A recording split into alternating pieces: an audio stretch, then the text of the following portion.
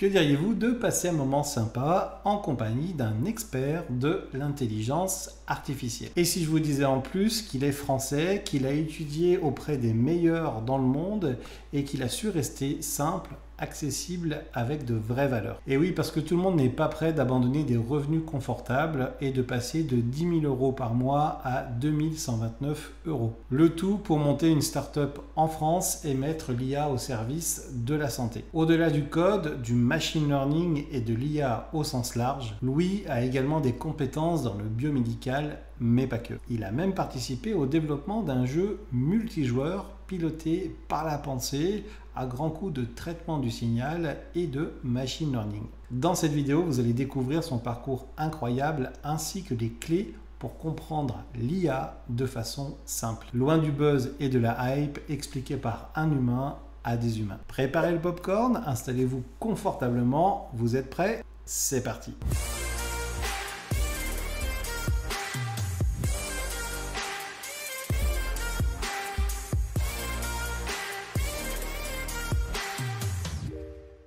Bonjour Louis, merci d'avoir accepté mon invitation. J'ai voulu faire participer Louis au podcast parce que j'ai senti que Louis c'était quelqu'un, une sorte d'ovni, multicompétent dans un monde qui change avec de vraies valeurs. Et c'est rare aujourd'hui de pouvoir se figer dans ce qu'on veut réellement faire pour changer le monde, plutôt que de regarder ce qui se passe autour de nous et ne rien faire. Et du coup, j'ai trouvé ça super intéressant. J'ai contacté Louis, on a discuté un petit peu et c'était encore mieux que ce que je pensais. Donc bienvenue Louis. Merci Nicolas. Je vais te poser un ensemble de questions. Alors pour information, j'ai pas donné les questions à Louis au départ, donc ça va être sympa. Je vais commencer pour que les gens, ben, te découvrent un petit peu, comme ça, et on parlera d'IA un petit peu après. Est-ce que tu peux te replonger, dans tes chaussures d'enfant quand tu étais le petit Louis, on va dire, et se dire c'était quoi ton rêve avant de commencer tes études? Qu'est-ce que tu avais envie de faire réellement avant de devenir aujourd'hui une sorte de spécialiste de l'IA? Oh là, oh là, oh là, ça remonte à très loin, tu commences fort là, tes questions, Nicolas. Écoute, si je me souviens, alors si on remonte, enfant, moi j'avais des rêves, très simples, hein, je voulais être, astronaute et puis après quand j'ai découvert les jeux vidéo, je voulais être développeur, de jeux vidéo. Voilà. J'avais une vie assez simple, remplie de jeux vidéo, très peu d'amis et voilà, j'étais, l'enfant standard, outcast. Je ramenais même, ma Game Boy avec mon Pokémon jaune que ma maman, avait, pu récupérer des États-Unis en anglais, pour montrer fièrement, sauf que les enfants s'en foutaient à l'époque, quoi. C'était donc je cachais ma Game Boy et bon, l'autre événement marrant, c'est que, j'en ai parlé un petit peu sur YouTube, c'est que à l'école primaire, je me suis fait, failli être envoyé parce que j'avais vendu, des choses à la cour de récré et c'était ma première expérience entrepreneuriale, sans le savoir ce que c'était l'entrepreneuriat du tout, hein et donc voilà, ça en fait, ça me faisait rire quand même d'essayer des trucs nouveaux, de faire plaisir aux gens. Moi, ça m'a toujours fait délirer et je détestais voir les situations, les statu quo avec des gens qui étaient malheureux Mmh. et qui faisaient rien. Je pensais voir des solutions, hein. Bien sûr, quand tu es enfant, tu vois, tu as ton imaginaire qui fait des connexions un peu trop facilement, tu vois? Mais je me dis: «Mais pourquoi les gens ils essayent pas ça? Pourquoi ils essayent pas d'améliorer ça? Pourquoi ça fonctionne pas?» Donc voilà, c'était un petit peu le problème, mais par contre, ma porte de sortie, c'était quand même plus l'imaginaire, le jeu vidéo, la science-fiction et cetera. Mmh. Voilà. Et ben écoute, on va faire un grand saut, puis on reviendra sur ton parcours, universitaire. Mais il s'est terminé, alors on va passer de quand tu avais 5-6 ans, 8 ans, à quand tu as fini tes études. Oui, Finalement, tu as travaillé dans le traitement du signal, tu as fait du code à plusieurs niveaux, il y a un côté aussi biomédical et tu es ouais, arrivé à faire une thèse, qui est basée sur les méthodes d'électrocéphalographie, multisujets et application à l'interface cerveau-ordinateur. ouais. Est-ce que tu pourrais nous résumer ta thèse en 1 minute avec des mots simples? Ouais, c'est alors ça c'est des mots, un peu j'en profite, hein, pour dire un truc, c'est des mots abstraits parce qu'on est obligé de mettre du jargon assez compliqué, déjà pour se faire comprendre parce que quand tu développes, de la recherche, tu es censé être super pointilleux, voilà Mais moi, c'est un truc qui m'énervait un petit peu. Donc en fait, c'est très simple, quand on interagit, socialement, là, tu vois, on est en train de travailler, nos cerveaux fonctionnent pour décoder, et encoder l'information. Mmh. Je l'encode pour essayer de me faire comprendre et puis j'essaye de le décoder et de le prédire pour, savoir ce que je vais dire, comment ça va influencer, ce que je fais d'un point de vue interaction sociale. Et donc, moi, c'était le domaine de ce qu'on appelle de l'hyperscanning. Alors voilà, on étudie les cerveaux en fonctionnement en simultané, souvent dans des situations sociales parce que c'est là où il y a, le cerveau fonctionne de manière particulière, parce qu'il y a plus d'un individu. Donc, ça, c'est le domaine général et moi, ma contribution, c'était d'appliquer ça en particulier aux interfaces cerveau-ordinateur. Donc les interfaces ordinateur, c'est un autre domaine. Vous avez peut-être entendu parler d'Elon Musk avec son Neuralink. Ça, c'était vraiment ma discipline dans lequel je voulais absolument, voilà, j'étais fan de cyberpunk, de choses comme ça, donc je voulais être un biohacker, quand j'ai grandi et quand j'ai commencé mes études et le domaine des interfaces à ordinateur, c'est traduire l'information cérébrale en, information, par exemple, pour bouger un bras robotique ou pour interagir avec un système ou dans les interfaces à ordinateur passives, pour monitorer, des fonctions, biologiques, pour savoir si tout va bien, et si on peut interagir pour, les améliorer, voilà. Donc quand tu mélanges l'hyperscanning, donc la mesure du fonctionnement de plusieurs cerveaux et les interfaces ordinateurs, bah, ça donne ma thèse et ma thèse, en fait, j'ai fait un jeu vidéo, enfin OK. co-développé. Alors j'étais pas le seul, bien entendu, on était toute une équipe, c'était pas moi qui ai fait la première version, mais moi j'ai fait la version multijoueur et il y avait pas de clavier, il y avait pas de souris. Mmh. C'était, des électrodes sur le cerveau et on devait se concentrer sur le jeu vidéo.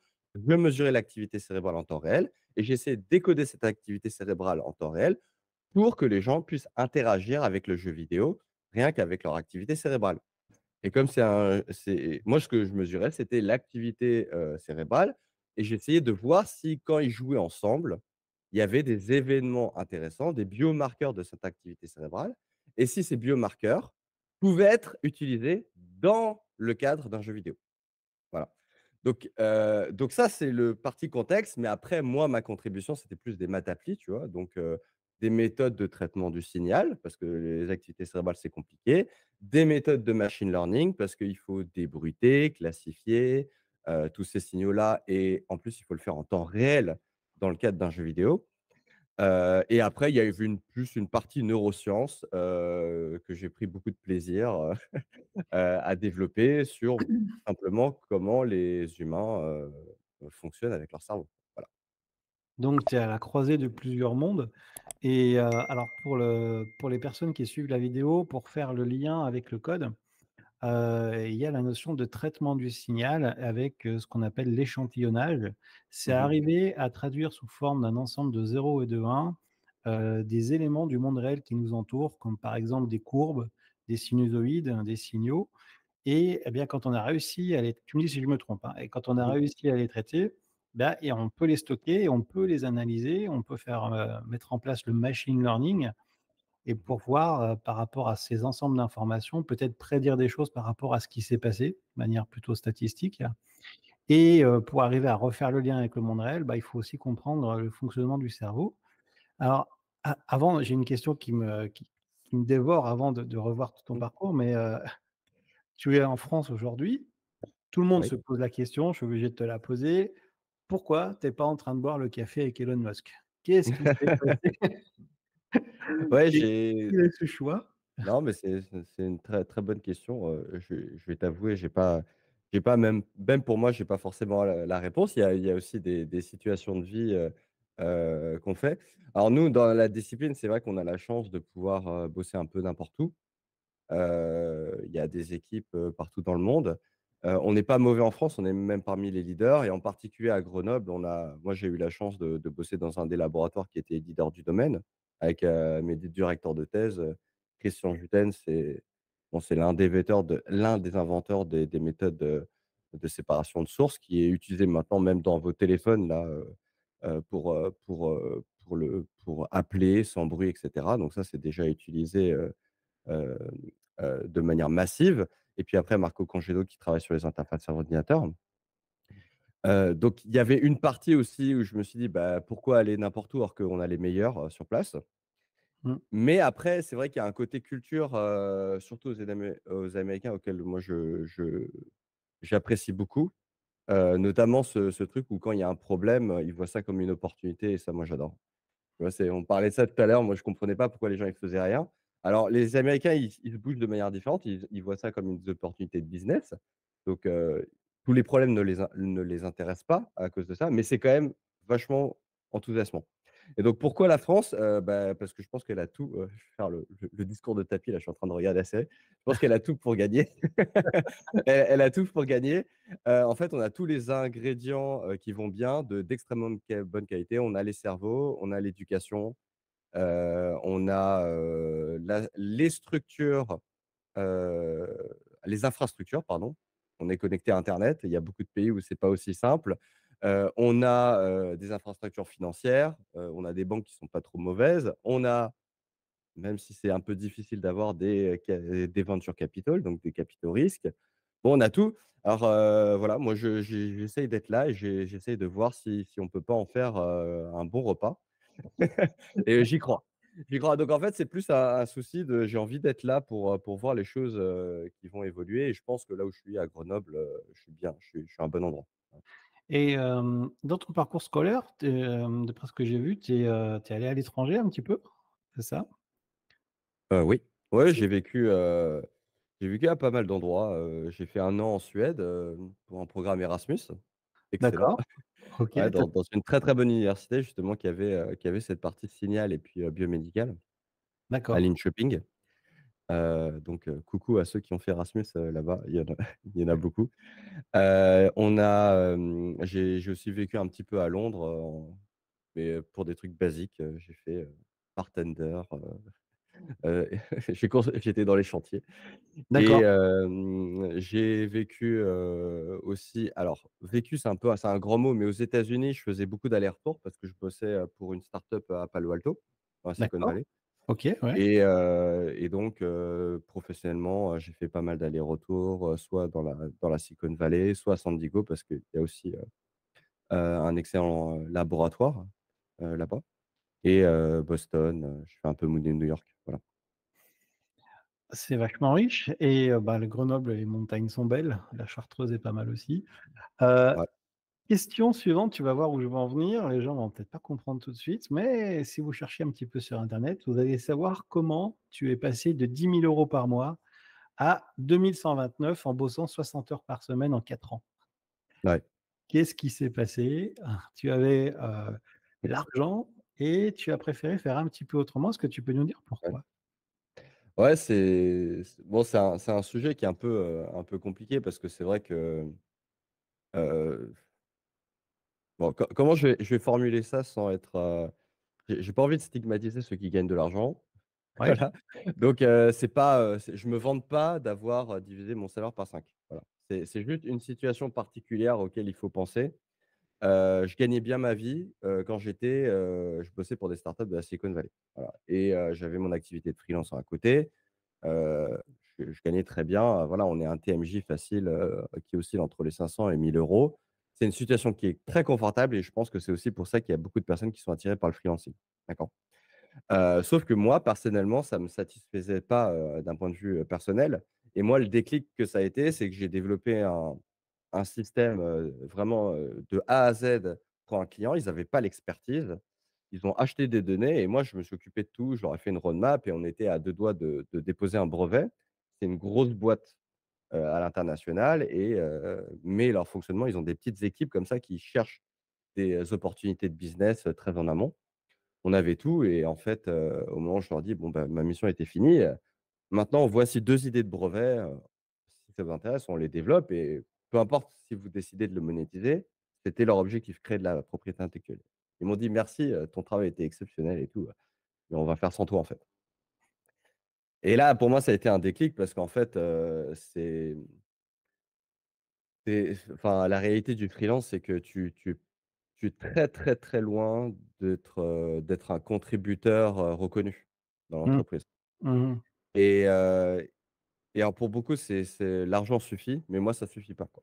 Donc c'était ça le problème, et donc après je me suis dit: «Bon, bah, le en fait, c'est plus le milieu de la start-up qui me plaît». Et donc le 2 100 et quelques euros à l'heure précise, en fait, c'est le montant du chômage. OK, Simplement, d'accord. OK. que j'avais réussi à collecter parce que j'avais fait aussi des missions en CDI, et donc je me suis dit: «Bah, voilà, j'arrête tout, je me mets au chômage pour ma boîte, voilà, et je vais monter ma boîte au chômage». Et donc ça, c'est aussi une belle chose de la France, hein, parce que je pense que, ce choix-là aurait été, beaucoup plus compliqué, surtout que j'ai des enfants. Il y avait pas le système du chômage, donc ça, je trouve ça une chose assez incroyable. Voilà. Donc Mmh. heureusement, j'ai réussi à augmenter, après repartir, mais c'est vrai que c'est extrêmement compliqué. C'est un gros pari, hein, quand tu es parent, quand tu as une famille, et même sans, quoi. C'est voilà. Je trouve ça assez inspirant. On va essayer de continuer autour de ton parcours. On va rentrer dans l'actualité, enfin qui est plutôt vieillissante quand on parle d'intelligence Mmh. artificielle. Question ouverte, plutôt simple, qui va toucher tout le monde. Comment tu as perçu l'arrivée de l'IA chez monsieur et madame tout le monde avec ChatGPT? Toi qui connais les Mmh. mécanismes internes, comment tu as vu ça en termes, social, les bonnes idées, les mauvaises idées reçues? C'est quoi ton sentiment? Mmh. Si tu veux, je demanderai à Heu, ChatGPT, hein, ça me ouais. pose pas. Ah, il y a beaucoup de sentiments, qui Ouais, sont liés j'imagine. à ça. Il y a quand même une grosse partie d'enthousiasme. Moi, je me dis, quand même, j'espère, ça y est, quoi. Ça y est, ça va exploser et surtout ça va donner des opportunités de business qui vont faire des preuves matérielles qu'il y a une application autre que dans les laboratoires d'R&D, Mmh. ou en computer vision. Aujourd'hui, l'une des choses qui est le plus utilisée, c'est en computer vision. Donc, vous voyez en Chine, là, la détection de visage. Ça, c'est une des applications, on va dire, de l'intelligence artificielle qui est aujourd'hui reconnue et dans lequel il y a du business, d'accord? Mais, il y a eu beaucoup de promesses perdues. Enfin, de fausses promesses, je veux dire, je sais pas, pour ceux qui se souviennent, mais, IBM a quand même, gagné, Jeopardy, aux États-Unis. Le Watson, l'intelligence artificielle d'IBM, Watson, hem, donc à l'époque, on va dire, ChatGPT existait déjà, en fait, et il était déjà capable de, soi-disant, répondre à plein de questions, avoir, une connaissance, même meilleure que les médecins. Ils étaient en train de dire, il y a 10-15 ans: «Ça y est, Watson va remplacer les médecins ou au moins les assister». Et puis, quelques années, on n'a plus rien entendu. Alors je dis pas que c'est exactement la même chose qui se passe, OK? Mais il y a cette composante-là qui fait que mes émotions, alors qu'il y a de l'enthousiasme, il y a aussi, heu, attention. Attention parce que, c'est pas parce qu'on s'amuse énormément avec ChatGPT que, numéro un, ça nous rend plus productifs. Donc ça se trouve, ça nous fait peut-être perdre du temps. Je dis bien peut-être, OK? Ça ne veut pas dire que tous les business auxquels on va mettre ChatGPT vont être plus productifs que si on avait juste des humains qui passaient le temps, au lieu de chatter avec ChatGPT, ils se mettaient au boulot. Voilà. Et ça ne veut pas dire que toutes les startups, si vous regardez, le feed de Y Combinator, il y a chaque semaine, il y a 5 startups qui lancent un truc, lié à l'intelligence artificielle, qu'elles vont réussir. D'accord? Par contre, il y a quand même des choses qui font me dire que ça va dans la bonne direction. OK? Mais il faut être extrêmement prudent, et surtout pour les gens qui veulent lancer un business, pas une startup, hein, juste un petit business. Croire que juste, votre service ou votre business, va être automatisé par ChatGPT, ça c'est une bêtise. C'est une bêtise, hein. Ça n'arrivera pas, et si ça arrive, bah, vous êtes vraiment avec un business, pourri, parce qu'en fait, ça veut dire que n'importe quelle entreprise va, vous automatiser du jour au lendemain et va piquer votre boulot, va transformer votre boulot en une SaaS à 10 € par mois, quoi. Donc en fait, c'est voilà. Voici, voici mon émotion. Alors par contre, il y a quand même mon espoir, c'est que tout ça, ne soit pas du fluff, qu'on arrive à créer des systèmes et des architectures qui soient à la fois économes derrière et à la fois des applications qui aident les gens. Moi, j'ai lancé une startup sur les maladies chroniques. J'ai beaucoup d'espoir dans l'accompagnement des patients, sur l'IA générative, même s'il y a beaucoup de problèmes encore à régler, voilà. Tu peux nous parler un petit peu de ce projet-là? Ouais. Moi, quand on me parle, d'IA générative, j'essaye de faire large, en fait. On va être sur, plutôt la partie image, hein, de ce qu'on connaît aujourd'hui pour le grand public. Comment ça s'applique de ton côté? Est-ce que tu parles de l'analyse, par exemple, des radios du poumon et de voir qu'on arrive à Mmh. faire ça, c'est plutôt machine learning. Ouais. Comment tu peux nous dire, ben, l'IA générative, qu'est-ce que ça peut apporter pour, justement ce que tu veux faire? Ouais, c'est intéressant. Alors déjà, je pense que enfin peut-être, faut tes auditeurs le savent déjà, mais je vais faire un point pour ceux qui font pas la différence entre l'apprentissage automatique et l'IA. L'IA est un mot valise, hein. Je veux dire, il y a un an, je n'utilisais jamais ce mot, Mmh. d'accord? Puis quand j'ai déc bon et puis maintenant je l'utilise parce qu'en fait, c'est dans le mot courant, donc c'est plus facile. Mais, aujourd'hui, comment on sépare un petit peu l'apprentissage automatique de l'IA générative? C'est simplement la tâche, la fonction qu'on lui donne, d'accord? Donc une tâche d'apprentissage automatique aussi, donc machine learning, je vais utiliser machine learning, ce sera plus simple. C'est simplement qu'il va être entraîné sur une tâche très spécifique. Donc par exemple, on va lui donner des images, des radios et on va lui demander, de trouver la zone, d'une tumeur et donner une probabilité, par exemple, qu'il ait détecté une tumeur. Voilà. Donc ça, c'est une tâche très spécifique, c'est-à-dire si vous lui donnez d'autres images, des images de chat et chien, il va quand même chercher une tumeur. Il ne va pas comprendre le contexte et cetera. Il est super spécifique à une tâche.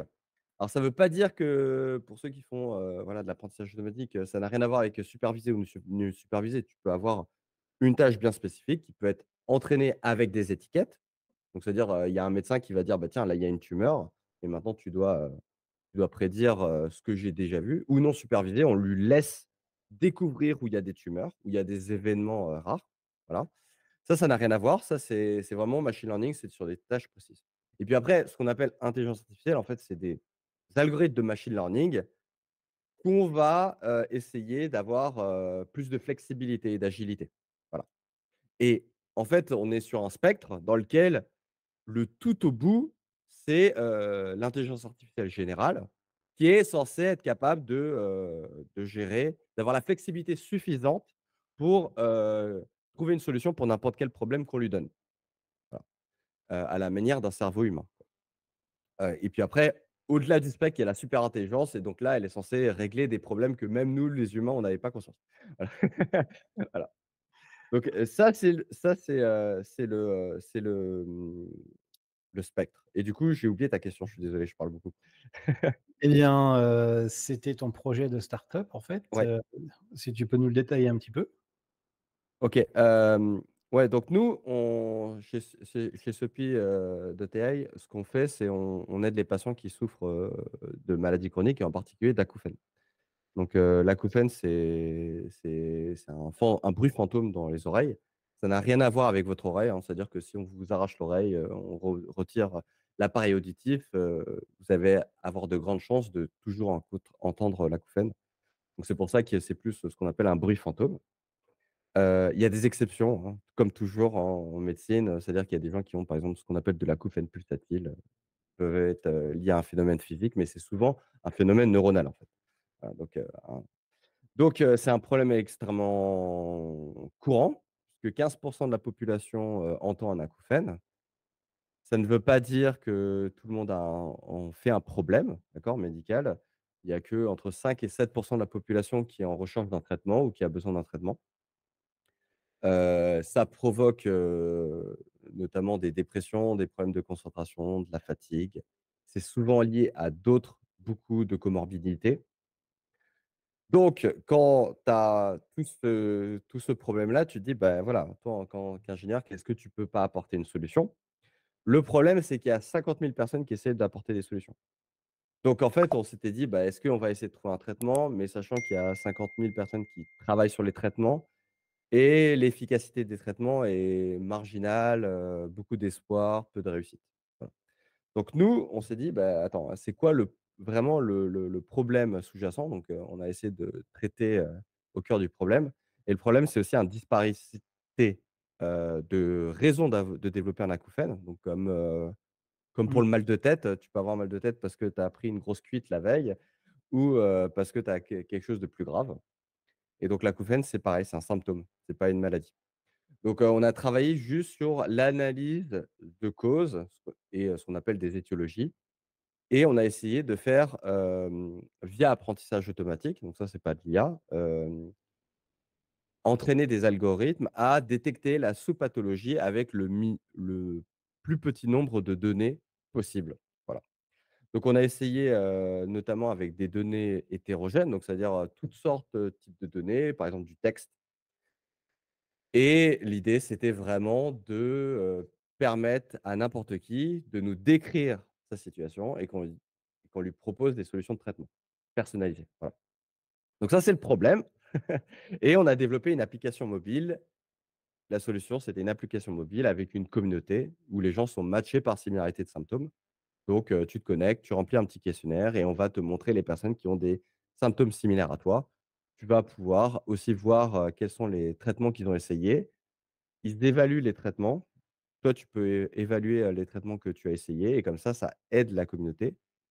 Ça, permet de construire une base de données avec, que nous on analyse. On travaille avec des chercheurs et des associations de patients, justement pour essayer de faire des parcours fléchés de soins. Voilà.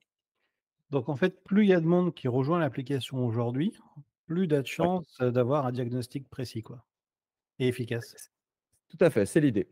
C'est l'idée et moi je crois qu'au final, si tu fais ça les choses bien, donc tu vois, si tu garantis l'anonymité des gens et cetera, je pense que ça te réglerait énormément, énormément de problèmes. Parce que, faut comprendre comment un diagnostic différentiel est fait, tu vois, en médecine. C'est très compliqué. Tu vas voir un docteur généraliste, donc c'est pas forcément l'expertise, qui va t'orienter vers un spécialiste et cetera.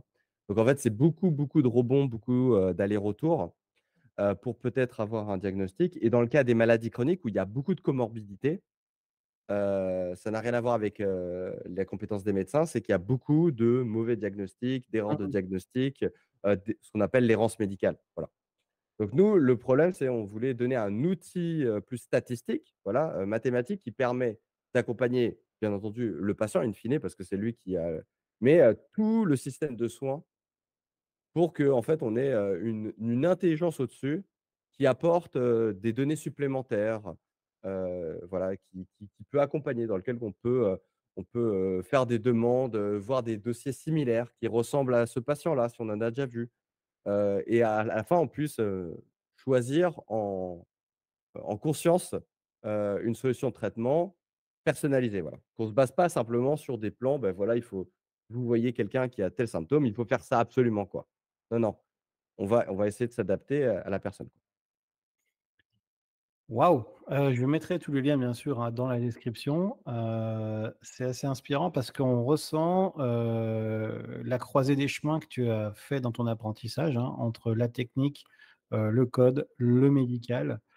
Il y a peut-être même un côté philosophique aujourd'hui et qu'on est obligé de se poser, par rapport à l'IA. Moi je me souviens quand j'étais, en terminale, il y avait des cours de philo et personne aimait la philo là où j'étais. Moi, je trouvais ça sympa. Ouais. Elle me disait: «Ah, c'est quand même sympa parce que si un jour on fait des trucs, hein, qui vont un peu loin, ça serait bien qu'on se pose les bonnes questions, quoi» et et en fait, aujourd'hui, on voit que peut-être la philo, c'est aussi important que le code parfois. Hem, du coup, Et du coup, alors ta conclusion, c'est quoi comme, philosophie, qui est alors, bah, stoïque? on y reviendra peut-être un petit peu après. OK. Je voulais te poser la question de pouvoir, vulgariser les principes de l'IA en quelques mots, mais je crois que tu l'as plutôt bien fait. Mmh mh. Moi, il y a une image que j'aime bien qui a circulé sur Reddit pas mal. C'était que, il y avait une image de loin où il s'est marqué intelligence artificielle, puis on se rapproche et on voit marqué machine learning et là, on Mmh mh. voit derrière le panneau, il y a un museau qui dépasse et après on Mmh. va derrière le panneau et on voit un chien qui se met comme ça et qui fait, if Z, tu vois? Ah Si ouais. juste, une sorte une somme de if, en fait, c'est pas aussi simple. Moi, une question que je me pose, je l'ai pas préparée, mais, quand on parle de réseau de neurones, Mmh j'ai mh. l'impression que les gens, simplifient le truc en se disant: «Bon, bah, ils ont reproduit, le fonctionnement du cerveau et cetera». Mmh mh. Alors que pour moi, c'est loin de fonctionner exactement comme des neurones. Mmh mh. Est-ce que ce réseau de neurones qui est optimisé aujourd'hui, si je dis pas de bêtises, sur des puces graphiques, Est-ce qu'il y a une intelligence là-dedans, un peu automatisée par le matériel, ou c'est vraiment les algorithmes qui sont au-dessus et qui font encore tout le boulot, qui font que le réseau de neurones, ça accélère simplement le traitement? Ouais, c'est une question, très, très Ou in large. ou OK. inversement? Je vais essayer de régler, la question, à la française en plusieurs étapes et pas du tout aller, straight to the point. Parce qu'en fait, la réponse est personne ne sera d'accord. D'accord? Ah oui, À d'accord. mon avis, c'est quelqu'un qui est persuadé qu'il a une réponse à ça, il n'a pas compris, l'entièreté du problème. Yes. Je vais déjà parler du côté neurosciences, d'accord? Est-ce qu'on comprend comment nos fonctionnalités macroscopiques, donc notre cognition et cetera, émergent dans le cerveau? Pas totalement. Voilà, clairement pas totalement. Il y a encore des sujets sur la conscience, dans lequel on est encore en train d'étudier de manière empirique, comment elle survient. D'accord? Et les études empiriques, c'est, par exemple, chercher chez des patients lock-in, donc qui ont une paralysie totale, ils peuvent rien bouger, s'il y a des phénomènes émergents de conscience alors qu'ils ne sont pas connectés au monde. Voilà. Pour voir si la conscience survienne et si elle est maintenue, combien de temps? Voilà. Donc en fait, ces questions-là et d'ailleurs, il y a des on est les leaders, hein, de ça, Stanislas, Lehen au CEA, Saclay, travaille dessus. Enfin voilà, il y a on a des Stanislas Dehaene, pardon, les des experts dans le domaine, mais c'est pas une question réglée. Voilà, c'est pas une question réglée. Ensuite, donc il y a un autre sujet, donc qui est lié, au réseau de neurones, qui est un sujet purement algorithmique, d'accord? On et comme beaucoup en ingénierie, on fait, de l'imitation de la nature, Mmh. d'accord? Donc on va essayer de trouver, comment la nature règle un problème et on va essayer de l'imiter, voilà, pour essayer de voir si notre imitation, artificielle règle, un problème similaire qu'on a pour la société. Les réseaux de neurones, c'est exactement ça, c'est des outils statistiques à la base, réseaux de neurones artificiels, voilà. On essaie de voir, si ils pouvaient régler des tâches, de manière efficace par rapport, aux autres fonctions mathématiques qu'on avait à disposition. Voilà. C'est aussi simple que ça. Après, l'implémentation des ré est-ce que les déjà 2 questions. Est-ce que les implémentations des réseaux de neurones artificiels sont exactement une réplica des neurones, physiologiques? Pas du tout. Mmh Voilà, mh. pas du tout. Déjà, rien que dans la fonction d'apprentissage, comment un neurone apprend, ça fonctionne pas de la même manière, ça ne communique pas de la même manière. Voilà. Donc, c'est pas, mais c'est une approximation qui est bonne. C'est-à-dire si vous prenez un réseau de neurones artificiels et que vous le stimulez, vous allez avoir un fonctionnement relativement similaire à un neurone, physiologique. Voilà. Donc la limitation s'arrête là. D'ailleurs, pour ceux qui sont intéressés, on fête les 10 ans de Human Brain Project en Europe. C'est un énorme projet, hein, c'est des milliards. Plusieurs universités, des centaines de chercheurs qui ont essayé de travailler à la simulation d'un cerveau. Voilà, 10 ans, des milliards injectés en Europe. Voilà, cette année, ils fêtent les 10 ans et du coup, comme, les gros projets flagship de l'Union européenne, ils se terminent. Ah donc ils sont en train de publier, leurs résultats, finaux. Voilà et on est très, très loin. Conclusion, on est très, très loin. On espérait il y a 10 ans qu'on serait capable de simuler l'entièreté d'un cerveau. On n'est pas capable encore. Voilà. Donc ça s'arrête là et donc l'autre question c'est, qui est liée à est-ce qu'on comprend comment, l'intelligence survient? C'est est-ce que s'il y a de l'intelligence qui survient dans des réseaux de neurones, artificiels, on sera capable de la détecter? Ah bah, je suis désolé, si on n'est pas capable de la détecter dans des cerveaux, de comprendre, je vois pas pourquoi, voilà, un chercheur en IA ou un chercheur en machine learning serait capable de dire: «Non, non, mais mon modèle, c'est un fichier, il n'a développé aucune intelligence intrinsèque, aucune métacognition» et cetera. Non, c'est pas aussi simple. On galère déjà à faire des protocoles de recherche pour déceler les phonèmes de conscience, métacognition et cetera, dans l'humain. Donc en fait, on a grillé quelques étapes. Voilà. Alors, bon, maintenant j'arrête là. Est-ce que, les IA génératives, sont conscientes et cetera? Non. Voilà, on a fait des expériences quand même. On a essayé de voir si il y avait par exemple, les ruminations, là, ce que vous avez votre petite voix et cetera.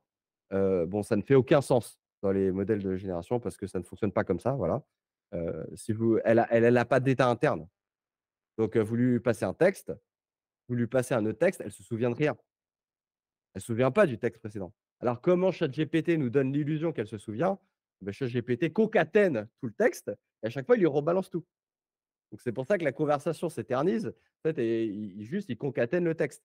Mais une fois que vous avez déconnecté la session et si l'historique est supprimé, il y a pas d'état interne qui est sauvegardé. Donc il ne peut pas avoir de métacognition, il ne peut pas avoir de réflexion. Alors, est-ce qu'on n'est pas loin d'y arriver? Ça, c'est une autre question. Voilà. Et du coup, est-ce qu'on n'est pas loin d'y arriver, à ton avis? Bah, écoute, je ne suis pas, toute l'actualité. Moi, je pense qu'on a les blocs, hein, on a les Ouais, blocs qu'il faut.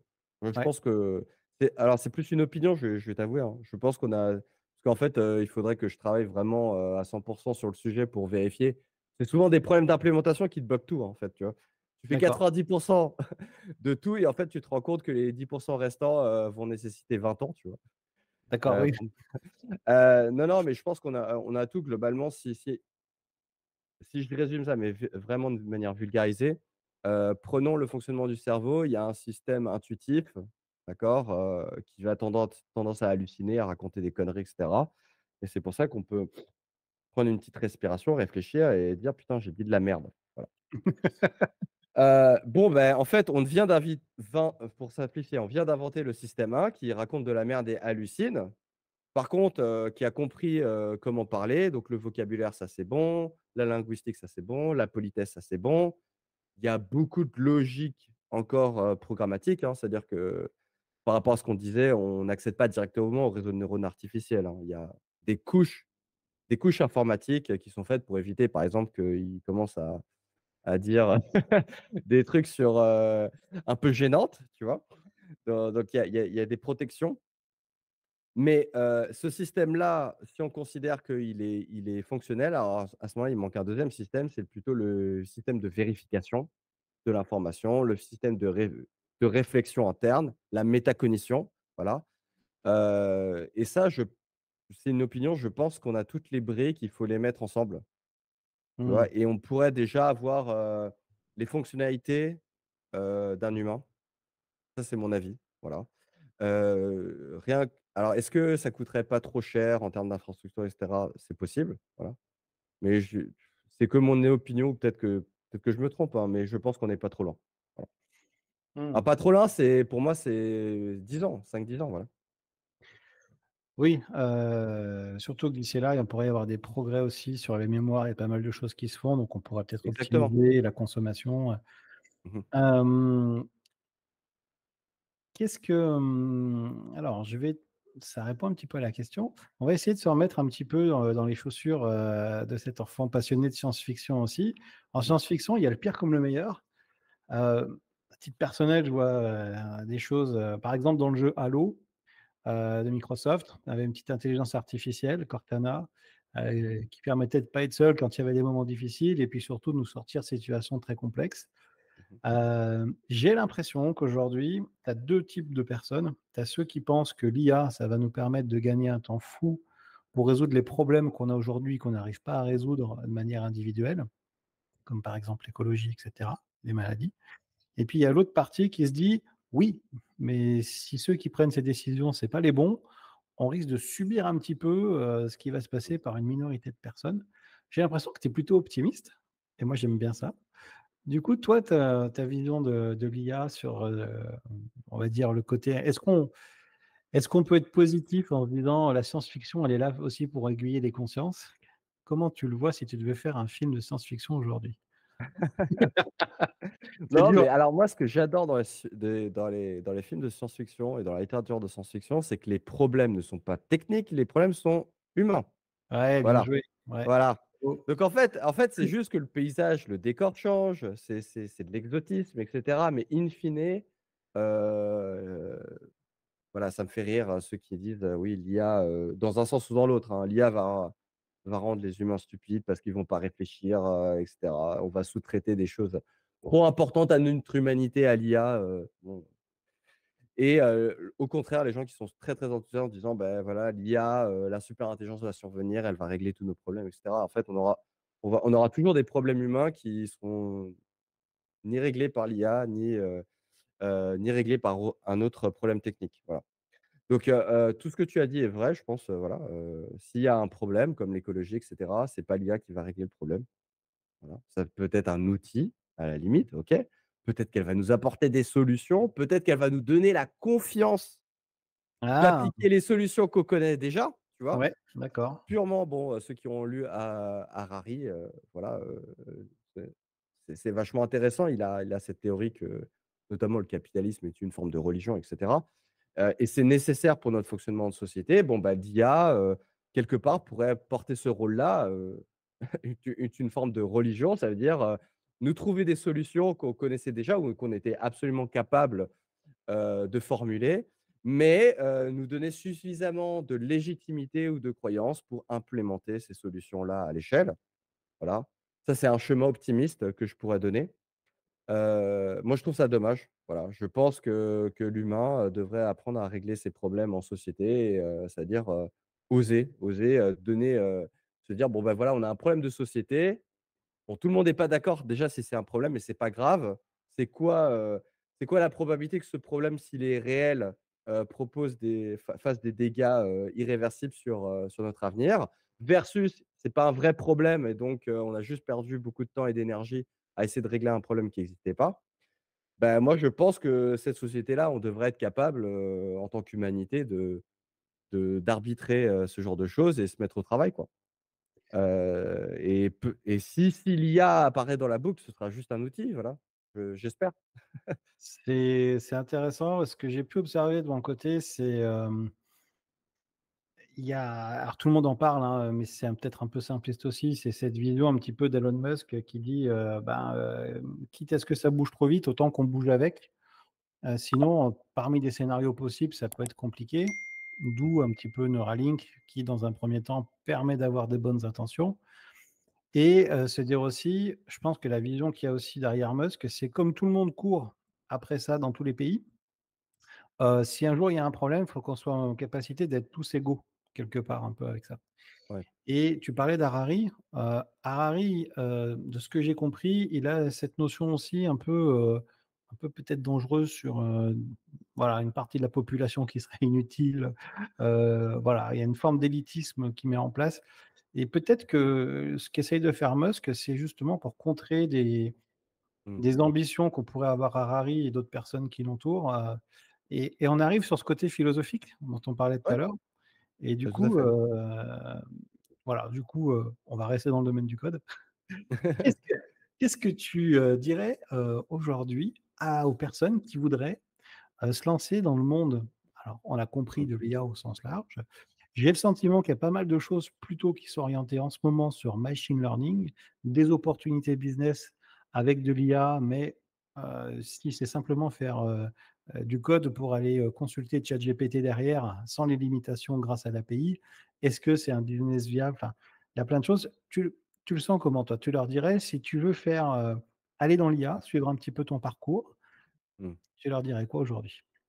OK, c'est pour moi, aujourd'hui, on est à une étape comme dans les années 90 où il y avait internet qui arrivait. Ouais, D'accord? ouais, c'est clair. Ça veut dire qu'en fait, le domaine de l'IA, je vais complètement, prendre 10 pas de côté par rapport à ma carrière académique. C'est un domaine très, très large. Vous pouvez, voilà, monter un business de service en tant que freelance, ou juste utiliser ChatGPT dans votre back-end. Quelque part, vous êtes, un business qui est augmenté par l'IA, voilà.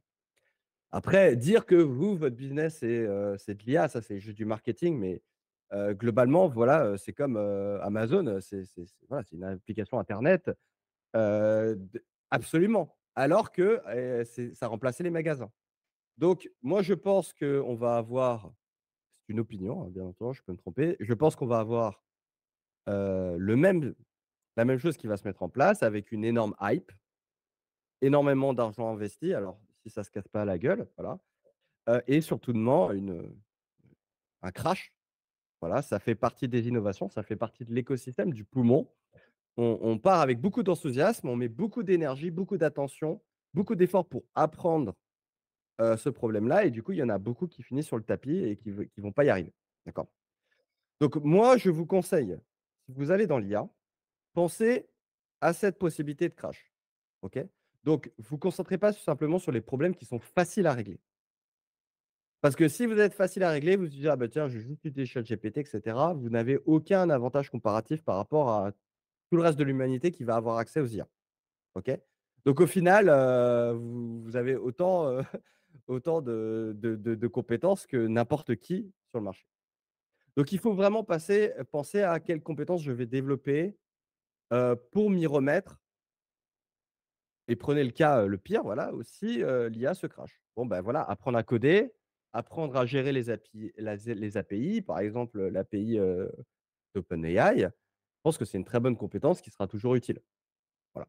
Je te donne un exemple en termes de code, savoir, voilà, avoir sa petite idée de business et utiliser de l'IA en back-end, bah, allez-y, go. Il y a 50 000 personnes, vous ne pouvez pas vous tromper à faire ça. Vous allez apprendre tellement de choses et ça se trouve dans 2 ans, voilà, il y aura plus d'IA ou ça aura fait un flop complet et vous aurez utilisé toutes ces compétences pour apprendre. Ça va peut-être cracher, mais ça marche et dans le meilleur cas, ça marche et donc là, bah, à ce moment-là, vous allez, faire un bon business, bien réussir, faire partager, cette réussite à tous les employés que vous allez avoir et ça, moi, je trouve ça, fabuleux. Donc pensez bien vraiment à développer des compétences profondes.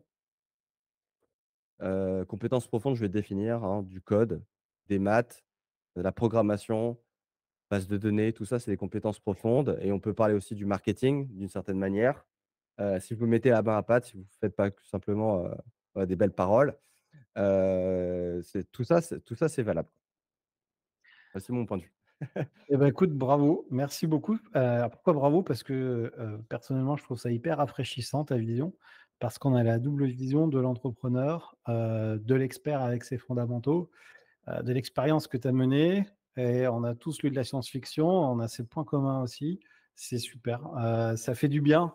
Ça fait du bien. Je pense qu'il y a pas mal de gens qui sont un peu perdus et qui sont, parfois un peu guidés par les peurs, par les médias, par tout ce qui se passe et pouvoir parler à la source, bah, ça fait du bien. Alors la source, c'est pas un truc de science-fiction, tu es réel, hein, d'accord, on est d'accord? I Donc am. je sais pas. Peut-être, peut-être, peut-être pas. Pour, ouais, pour la blague, j'ai ma première découverte avec ChatGPT, c'était, je sais plus, en octobre ou novembre de l'année dernière et j'avais fait sur mon feed, LinkedIn que j'utilise, voilà, une fois de temps en temps quand je me sens inspiré.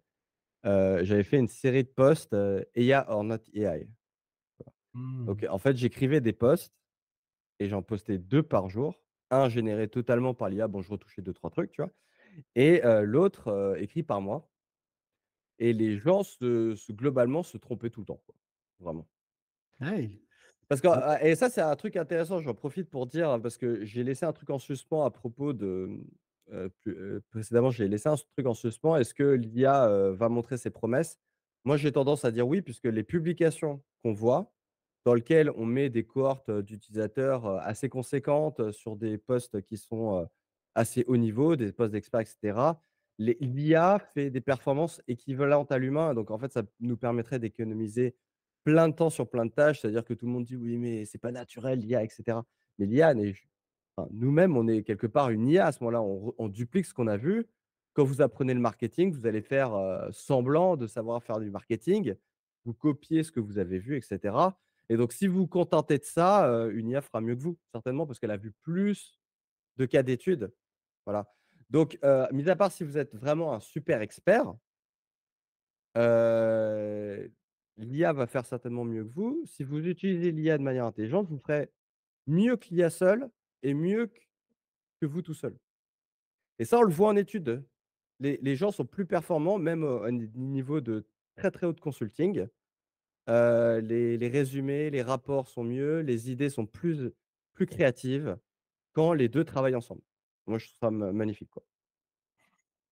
moi je trouve ça bien aussi. Ouais, franchement, bravo. Merci beaucoup Louis et je te dis à bientôt. Allez, salut Nicolas. Merci encore à Louis pour ce moment partagé ensemble. Vous l'avez compris, hein, c'est important de travailler vos fondamentaux toujours pour pouvoir pivoter. Si vous êtes débutant, eh bien, je vous invite à suivre ma formation gratuite pour découvrir eh bien, le premier pilier de la programmation grâce à la recette des lasagnes à la bolognaise et une boîte à œufs. Si vous voulez aller plus loin, eh bien, je vous invite également à télécharger gratuitement mon guide, le guide d'un ami pour démarrer une carrière de développeur en 6 étapes que j'ai fait avec amour et humour. Et je vous invite également à aller consulter les témoignages vidéo des membres du programme Vivre du Code. Je vous mets tout ça en description en dessous de la vidéo.